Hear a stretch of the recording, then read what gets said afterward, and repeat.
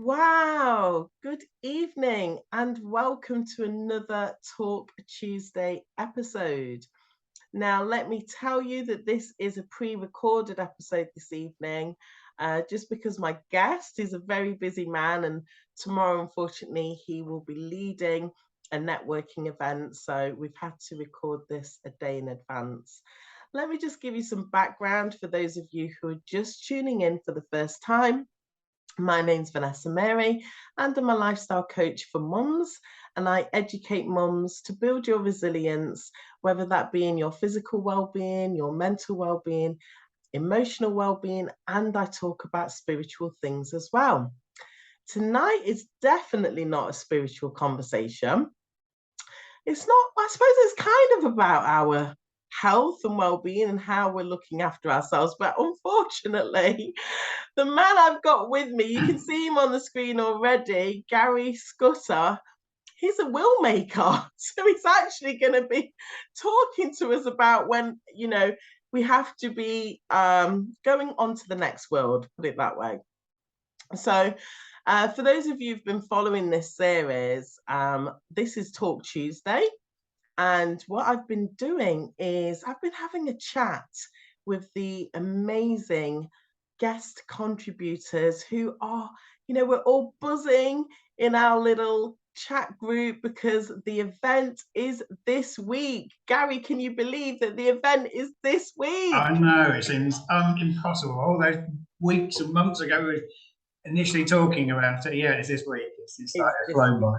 Yeah. So we're going to be starting Wednesday evening, the 28th of September at 7:30. That's day one. And then we'll be back again on Thursday, the 29th at 7:30. And that's when Garry will be with us. So let me introduce you properly. Garry, welcome to Talk Tuesday. Garry Scutter from the Will Maker Group. How are you this evening? I'm very well, thank you. And really, really well. And actually, what I will say is, yeah, you're right, wills. Who wants to talk about wills? But actually, I'll start off very quickly by saying, actually, a lot of people, by the time we've actually finished a consultation or discussing with, it actually puts people at minds at ease. So it actually is a health thing and a welfare thing because it actually makes people having that, even if it's just a checklist to say, actually, I've sorted that out. It's a real relief to a lot of people. So yeah, I think it is a real well-being thing as much as anything else. Fantastic. So you're talking about peace of mind, Yeah, essentially, for families. And I suppose it will help with communication as well, because, these things have to be thought about and discussed within the family. absolutely. Yeah, I think often when we have that first sort of consultation, often that's probably when the first time when people have started to think about it. As part of that, we'll ask various questions, and part of that, as a result of that, it really gets people thinking. I think not always nice things, but things that people do need to think about and consider. And once they've done that, it's sort of, as I say, it's just almost cathartic. It's sort of off their mind. It's sort of like, yeah, I now know what I want to do. I now know what I want to achieve. If anything happened to me, what would happen to my children? What would happen to my property? Whatever it might be. So yeah, absolutely, it just starts to open those conversations with other people in the family as well. So yeah, absolutely, it's a real sort of, yeah, it's all about talking, really. I think you're right. Well, before we go into what you do, I want to find out a bit about you, Garry, because let me just set the scene to anybody who's been following this conversation about the event that's coming up on Wednesday, Future Proof Your Family. I want you to know that a conversation I had with this man here about my own life, about thinking about, my will, estate planning, things like that, that was the catalyst for me wanting to put this event on. So, Garry, thank you very much for, being very welcoming in that conversation. Mark he was in the background, if you can remember, but you was like, Yeah, you and Mark have a conversation, we'll get back to each other. And then it was meeting you and knowing our own circumstance that I was like, I really want to be able to, get this message out to others. And what do families need to think about? So thank you very much. But who are you and where are you in the world? who am I and where am I? Right, okay. So as you say, I'm Garry Scutter. Recently turned the big 50 this year, so yeah, a big year this year. So I'm based in Norfolk, east of England, but not originally from Norfolk, originally from Reading. So my background for 20 years was in the financial services world, and I moved up in 2000. And I started will writing and estate planning 4 years ago. And I suppose it just followed on from the thing I like to do the most is build rapport with people, meet people, find out about people. I'm a real people's person, so that's why I love doing what I do. I live about 15 minutes away from the seaside, so this year was the first year I've actually, when we had that real hot spell back in the summer, I actually spent 3 days at 5 o'clock literally driving up to the beach and sitting on the beach for a couple of hours and swimming in the sea, which, as probably like most people, when you're local to things, you don't always utilise or use them. So that was really nice. 3 dogs at home and one child who's now 22. I know I'm not old enough. Who's based in Sheffield now. So yeah, all things changed at home. But yeah, but even though I'm in east of England or in Norfolk, obviously what that dreaded C word COVID highlighted to all of us. It doesn't actually matter where any of us are. Hence this meeting or online thing now. I can deal with anybody anywhere in the country really, just by Zoom, telephone calls. So that's just opened up a whole new horizon of people to meet, help, and those sort of things. Well, that's incredible, and you've actually shared quite a bit with us there, Garry. So let's just rewind. Congratulations for your birthday, fantastic milestone. And we had a chat about your family, your son and his achievements, your partner, and also the dogs. I love it sometimes because I've met Garry in a networking event, and your dogs do make an appearance. And they often make an appearance, yeah, very, very definitely so, yeah. So thank you. Now, Garry, this is really interesting that, as I've been putting this event together, we had a chat and you were actually doing some exams. Do you just want to share with us how it works in your world, please? And what's the actual title? I don't know what your title is. So I'm a will writer and estate planner, basically. So in our world, we're registered by the Society of Will Writers. So we have to follow their governance. We have liability insurance, which we have to follow, and really they're there as well. So if we need any technical advice, we've got them to fall back on. So yeah, that's sort of the umbrella sort of organisation who we report into, and it just gives people that security really in terms of knowing that that what we're saying is correct. And we have to do continuous development as well. So that's probably the bit I was doing. So every month we have to do an element of that, and yeah, various different courses we can go on as well. So yeah, it's really extremely interesting. I'm always finding out new things. I would never say that anybody in this thing knows everything, because there's always a scenario, something which would always say, oh, I'm not sure. But those are the things I like, to actually be able to help people go away and actually look at stuff and come back and say, well, actually, yeah, you need to do X, Y, Z, or this is what it might be. So yeah, but equally, if somebody's got a really straightforward thing they need to help with, that's also satisfying. It's about helping the individual, really, the person, so we know that what they want to achieve is happening. Wow, that's incredible. So I'm just thinking, you said that you've got a background in financial services. Financial services, yeah. So what made you want to specialise in the area that you're working in now then? So my background in them was insurance, and I suppose worked for a large company. I'd done various jobs, reapplied for my job on numerous occasions. It won't take you many guesses if you work out that I'm in Norwich. That is Aviva, who I worked for, or was Norwich Union. So yeah, constantly reapplying for my job. And to be honest, it just got to the stage where, from that perspective, I just wasn't enjoying that. But actually, I sort of took a step back and thought, what was the job I enjoyed the most doing? I was there for 20 years, so what was the job I enjoyed doing the most? And I spent 4 years going out and seeing people on insurance claims. And again, very similar, very people focused, going out, helping them if they've had a claim, they're in a really distressed situation, putting them at ease, hopefully, and helping them through that journey. And probably the same like this. So it all comes back to that. I looked at this and thought, actually, it's a very people-orientated role, and just fitted my skills and what I like doing. So yeah, so I sort of I knew somebody, the owner of the Willmaker Group. So I've met him a couple of times, and yeah, and the opportunity just arose, and it's like, yeah, sort of jumped at it with both feet, and everything else really. Wow, that's incredible. So you've actually been able to, as I said, have the transferable skills and put that into a new context, but you're really tapping into your own strengths as you're helping people. So well done to you. Yeah, thank you. Yeah, no, definitely, yeah, it's definitely, yeah, a plus, I think, and yeah, what I like doing. Well, what I'm finding, even in my own circle, we're all getting older. I know I don't look it, but we are getting older. That is the reality of it. Families have changed. So for some of my friends, they haven't had any children of their own. They haven't even actually got a relationship and become step mums or stepdads. Some of them, like myself, we've got the older children, and now we're enjoying being a grandma. So I call myself a glamma, by the way.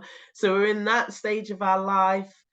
So with yourself, it's not just looking at the end of our life, is it? There's things that you can advise your customers on about different stages of, I don't know how you describe it. Yeah, absolutely. I mean, I suppose in reality, what tends to happen with the services we offer, something is a trigger point why somebody ultimately wants something we provide. So it might be a will, and that could be that they're new parents, could be they're coming up for retirement. So just thinking about, it might be your parents who are coming up for somebody's parents who are coming up for retirement. Blended families, absolutely. One of the big things we do is look at something known as sideways disinheritance, and I will be covering it in my talk, so I'm not going to go too much in it here. But if you've got a blended family, that's really, really important. So what would happen to your children as an individual, and you were married to a new partner? What would happen to your children if you were to pass away? And it's really important to people, because yes, they're really, really key in a new relationship, but actually they also want to help and protect their children from a previous marriage or a previous partner, those sort of things. So it's a really, really important thing. And at some point we all do die. So I don't want to sound morbid or anything else, but it does happen, and nobody knows when it's going to happen. So it's about trying to do that. We also do things, powers of attorney. So very briefly, a will is what happens when you pass away. Power of attorney, there's two. There's a property and financial and health and welfare. And effectively, when you lose mental capacity, you provide, or you set it up with attorneys, and those are the people who will make those decisions for you. So in terms of being able to pay your bills if you're in hospital, or even if you're away on holiday and you can't pay your bills, then depending on how it's set up, they could actually pay those for you. And also, if you're on the health and welfare one, if you've got life-sustaining treatments, people can make those decisions for you. And without those in place, it's a real, possibly costly and lengthy process to go through, and actually really quite upsetting, because who wants to go through the courts or anything else when their loved ones are suffering in hospital or whatever? Whereas actually, if you're an attorney or if you've got those set up, those people, and you've made those. And again, it comes back to those conversations. You've already had those conversations with people. They know what you want. They're the best people in place to actually sort that out for you. So again, it's all collaboration, it's all talking. And that's what most of it comes back to, ultimately. Yeah, well, I'm actually, as I'm listening to you, I'm thinking, with the amount of consultations that you've done, you will know that there's two sides. So people will go for it, follow your advice and follow through, and then others will not maybe even have that first appointment with you. Before you give us some examples there, I'm just thinking about what happened in my own life around taking out insurance.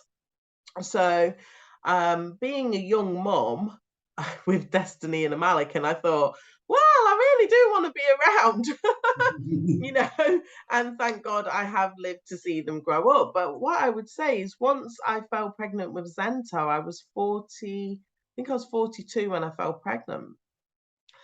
And it was an immediate thought, like, I really do need to get insurance in place. So that's something that I, you know, went ahead and we put that in place immediately.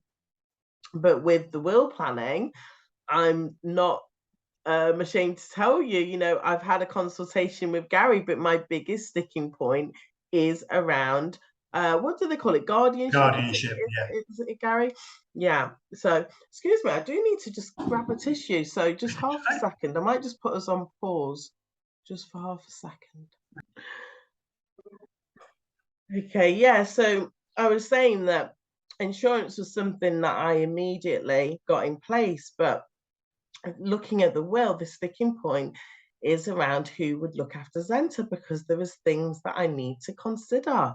It's not something that I've been able to really come up with. This, you know, you would think it would be quite easy, but there's a lot of things that you have to consider here. So let's just, you know, I know that there are people who didn't follow through with getting insurance together, for example, and then there's been consequences when something devastating, unexpected has happened. Do you have any stories within your, obviously you can't go into details, but you know, outlines of stories of where maybe you think to yourself, gosh, if they only they had had a will in place or put one of the other services in place that you offer, things might have turned out differently for them? Yeah, I mean, there's often, I mean, I suppose, I think without going into detail, I've been to local hospitals 4 times to actually go and do wills with people. Luckily, actually, in touch wood, none of them actually passed away at that given time. But it's still a scary, you know, it's not the sort of thing you want to do when you're in hospital, when you're worrying about your treatments and everything else. And you know, you suddenly got somebody coming in to talk about what may or may not happen with your items or your possessions or your house. So that's number one. And actually, the key to any of what we do is making sure people have mental capacity. So there are cases where I can think of, certainly on the powers of attorney, where we've had to turn around and say that unfortunately we can't put them in place because the individual hasn't got mental capacity anymore, which is a real shame because, you know, a month, a year, 2 years previously, they would have had full mental capacity and they could have had that in place. So that's the main one. I think, yeah, certainly that. So, yeah, a lot of it is just about timing. I think it's just about making sure we've had cases where they've had wills but don't know where the will is or those sort of things. So, you know, it's sort of checking those, making sure, again, talking to people, making sure that people know where things are, where things haven't happened. I think very often what we'll do, so as part of what we do, we will offer a free consultation, trying to understand what the individual really wants. What do they want to achieve? And then once we've gone through our standard questions, we can then go back and say, look, this is what we think you should have. Does this fit what we said at the outset? And some, depending on the people's perspective, some will do everything we suggest straight away. Others might just take part of that and say, actually, do you know what? If we're looking at trust planning, somebody might say, actually, do you know what? I want to have a think about that, but I need to put a will in place because I haven't got anything. So we can do that and then come back to the trust planning. Obviously, again, the quicker we can get everything in place, it's just, you said it at the outset, peace of mind is the key word. I think it's doing that. Other things where people haven't followed through or done.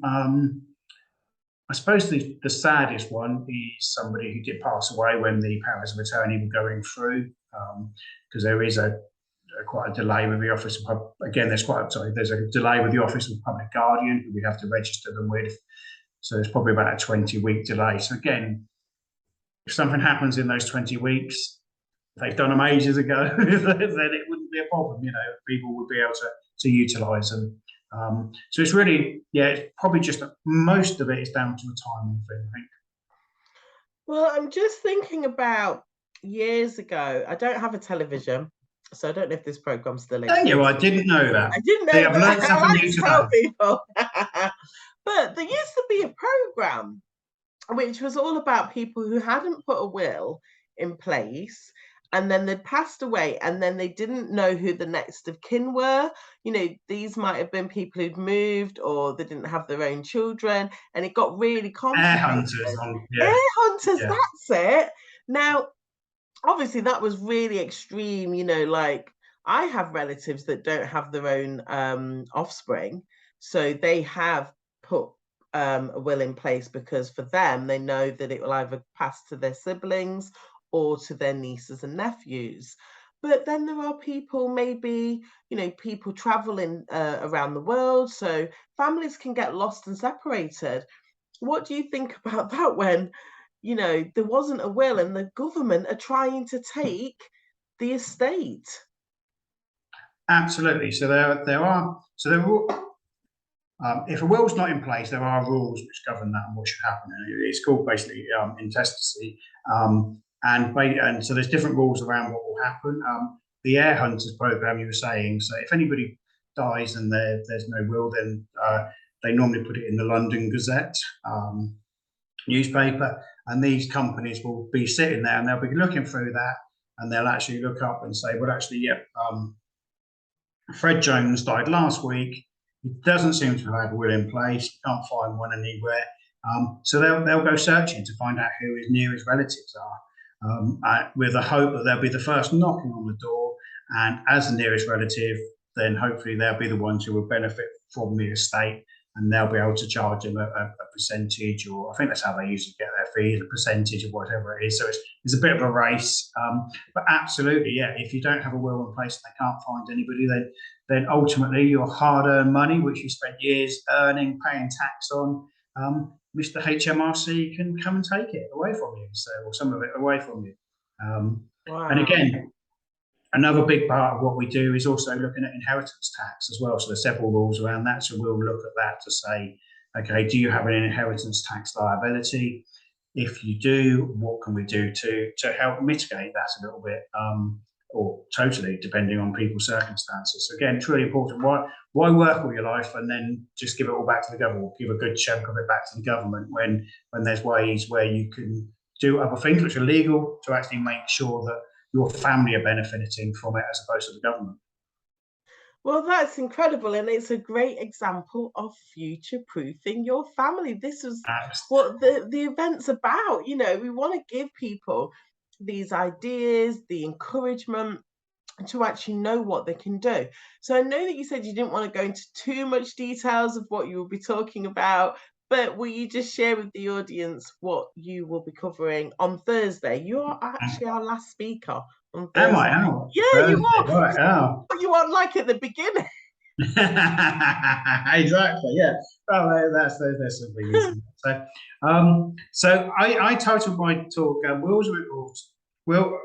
First bit is wills are important for my parents and grandparents. We don't need one yet, right?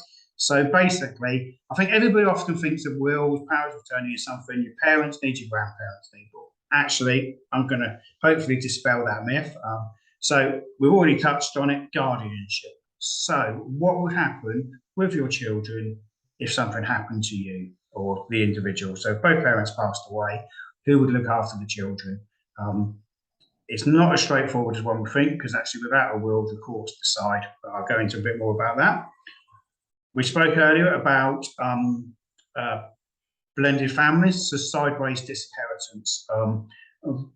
Absolutely a real key area these days, like we said before. Trust planning, so there's various things we can do around trust. So if you've got young children, we can do family trust. Also, if you've got children with disabilities, there are things we can do to set some money, put some money inside for them in a trust. So basically the care, whoever their trustees are, can actually look after that money for them. The advantages are it won't impact any of their benefits, and also it means that there's somebody you trust as the parent to look after that money for that child as well. And again, with minors as well, you can do that. And yeah, so just some trust planning as well, which you might want to consider, maybe just for your parents as well, if they've got properties as well, what might happen to their property. We often get told, "Oh, should I gift this property to my children?" It's like, and we'll always say no. If you want to do that, then look at a trust, because obviously you could gift the property to your children, but best will in the world, nobody ever wants to fall out with their children, but we never know if we're going to. And all of a sudden, you're giving them your family house, you fall out, and then they say, "Well, actually, mum and dad, it's my house now. Off you go." And that does happen. You know, we have to be realistic about these things as well. So yeah, so I suppose we've got the advantage. We don't know the individuals, so we can look at it quite black and white and say these things can happen. So yeah, it's just, I suppose, yeah, absolutely, it's all about future. So yeah, I think the talk is all about future proofing stuff. And why people should do it. Fantastic. Well, Garry, thank you so much for coming on, sharing a little bit about what we can expect from your talk, but also giving us an idea of how the world that maybe a lot of people don't want to think about. You know, I don't want to think about my will. I don't want to think about, some people are interested in trust planning, I've noticed, and estate planning, but we do need to plan ahead. So I know there's a lot of interest in your talk, so thank you so much You're for welcome. coming on and sharing. And is there anything else that you wanted to tell us about? Like, are you doing any other talks anywhere, or how does it work with yourself when people Um, see you? yeah, I mean, you said at the outset, so obviously we met through networking. So if there's any business people who want to come along to a network meeting, I do one on Tuesday evening. So get in touch with me around that. It's a great way to meet people. It's a great way, we can always have there's a free 10-minute one-to-one, so we can always have a one-to-one with that. So that's if you're a business person. And again, business is really important, because actually if people have got businesses, exactly the same rules apply. So what would happen to those businesses if they can't operate? So again, just something else to think about if you're a business owner, who would look after your business. Yeah, always feel free to pick up the phone or drop me an email. Yeah, we're always contactable at the end of the phone, to see how we can help people out. And don't forget, it's not just helping yourself. It could be your parents, it could be siblings, it could be anybody else. Who else do you know out there who might need help, just to look at some things, and just have a chat, and just see how we can help, really. So yeah. Oh, that's fantastic. Well, I'm delighted to let you know that, the registrations have been coming in thick and fast for this event. We will have to put a cap on it. So we do have spaces left at the moment, but they are limited. And, anybody who's registered to attend the event, we appreciate that life can be busy. You may not be able to watch all of the live, but, if you are registered, you will have access to the recordings. Now, some of the talks are very light-hearted. Well, no, they're not really. Well, they are. I suppose how to sort of like have fun with your family with Laura Helen, that's really light-hearted. And Jeanette talking about, what we can do in our home to make our homes chemical free. It's got a serious tone, but she's a very fun person. So it's like light-hearted. But, we will be having serious conversations in this online event. So we've got Robert Harris, who's talking about investment planning. So if you're going to invest money and then you're going to get money for your family, then you do really need to check in with Garry or another estate planner who will actually tell you how you can protect that money. So it's really important. If you are not registered for this event and you have a family, and as Garry said, this is also looking out for your parents. Your parents may be at the stage where they haven't quite got everything in order and they need some extra support. And you would be in a position to support and guide them before, as Garry said, the mental capacity goes, because that is really important. We've had an example of that within our family where the mental capacity was actually a concern, but everything worked out really well. So do not delay. We have some spaces left. get registered. You will have access to the recordings, so you can listen back to the recordings. You can also check in for free consultations with Garry. Also, the other guest contributors are offering free consultations. Have that one-to-one, get the additional information that you need, and make sure you are a true leader within your family, so that if anything comes, and Jeanette said it perfectly today on another interview that we did, you know, it's about not necessarily trying to change everything all at once. You have been getting into certain habits in your life as you've been creating your life in your family and things like that. But this event is really about helping you to put safeguards in place for creating fantastic relationships, and also making sure you've got good health so that you can be there for your family, and creating wealth, safeguarding the wealth. And as what Gary's talking about, when the time comes for all of us, making sure that you have peace of mind, because you know that you've done your best to ensure that everybody within the family has got the information that they need to know as the time is coming. And of course, Santa's come into the room and he's really families are just this highlights it totally. It's all about the family. It's all about family. So anyway, we'd love to see you on the event. We can't wait to see your name on that registration page. And don't forget, there is a VIP offer as well. So if you wanted to have that one-to-one conversation, I'll ask those pertinent questions, plus receive some fantastic goodies and discounts to other offers that the contributors have put forward, and also myself, then that's available as well. So thank you so much for tuning in. Garry, thank you so much for your time this evening. Looking forward to listening to your talk. I will certainly be taking notes, and definitely watching the replay once that's available. So thank you so much for being part of this. No worries, and I'll be watching everybody else. I'm really looking forward to it. Real buzz about it. So yeah, absolutely. So, well done for getting this far. Let's just get Wednesday and Thursday. It'll be brilliant. Thank you. Thank you, Garry.